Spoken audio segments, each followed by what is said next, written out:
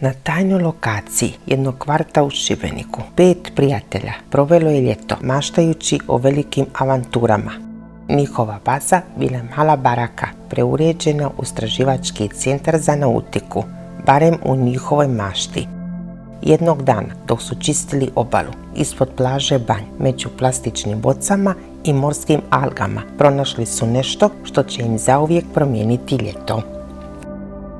Vito, tehnički genij koji voli robote i svemirske uređaje, opazio je nešto. Ljudi, pogledajte ovo!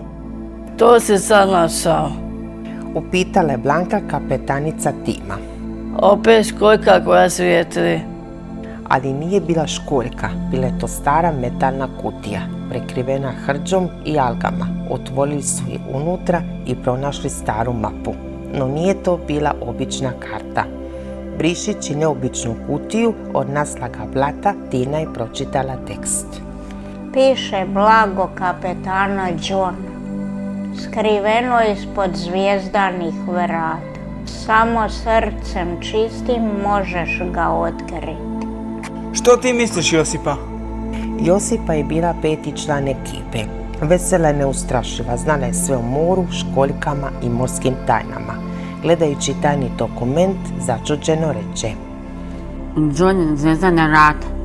Ovo zvuči kao bajka. Ili kao da vode u svemir.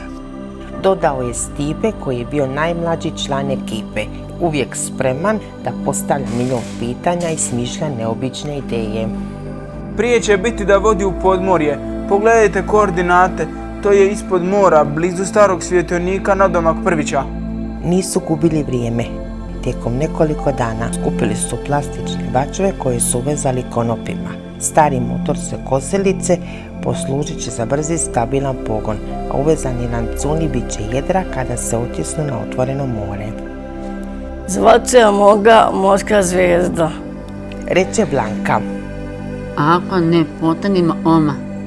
Možemo uzeti malo troske, mangana i stefa. To će napraviti da brže plovimo. Stipe, mangan se ne koristi kao gorivo, ali da, stavlja se u aditive za povećanje oktanske vrijednosti goriva. Stipe je svejedno krišom napunio kantu troske i stefa za svaki slučaj. Avantura je krenula dalje. Plovilo je bilo neobično, ali je plutalo. Krenuli su iz uvale ispod plaže Banj, dok su galebovi zlatiženo kružili iznad njih i klitkali kao da šalju neku poruku. Motor radi, za sad, ali volio bih da imamo još jedan propeler. Što ako nas prokuta morski vir iz legende? Onda ćemo ga snimiti i postati slavni istraživači. Bilježim prvi doživljaj, plovilo ne tone, ali prska sa svih strana. Zapisala je Tina u svoju morsku bilježnicu koju nikad nije ispuštala. Vozili su se kroz Šibenski kanal, pozdravljali ribare i mahnuli jednom starcu koji im iz daljine viknuo. Jugo dolazi. Pogledajte oblake. Došli su do tvrđave Svetog Nikole, kamenog čuvara mora. Oko nje su plutali lagano i proučavali dubinu i provjeravali da li se pozicija potudara za mapom koju su našli. Zamislite da ispod tvrđave postoji prolaz u drugi svijet. Možda i postoji. Ovaj kompas karte ne pokazuje sjever, već nešto drugo. Slijedimo ga prema zalenu. Na zalenu ima školjaka koji svijete u mraku. Možda su to tragovi. Idemo provjeriti. Iako ništa nije nagještavalo, uspjeh ekspedicija se nastavila. Prema Prviću vjetar je počeo puhati snažnije. Oblaci su se nadvili, a more postalo nemirno. Jugo se dizalo. Blanka zabrinuto reče. Moramo natrag, plovilo se treće. Motor popušta, brzo, moramo skloniti jedro. Zaklonimo se iza stijene Prvića, požurite. Našli su zaklon u maloj uvali. Kiša je padala, a vjetar šibao valove. Svi su drhtali, ali nitko nije paničario. Je li gotovo? Jesmo izgubili blago? Možda, ali barem smo svi na broju. Jedino što je nedostajalo bila je tajanstvena mapa, koju su u borbi sa nevremenom nekako izgubili, iako nisu otkrili tajno blago, niti prolaz u drugi svijet. Otkrili su nešto mnogo vrijednije. Ova ekspedicija je veća od svakog blaga. Gledajte nas, složili smo brod, prešli more, borili se s nevremenom.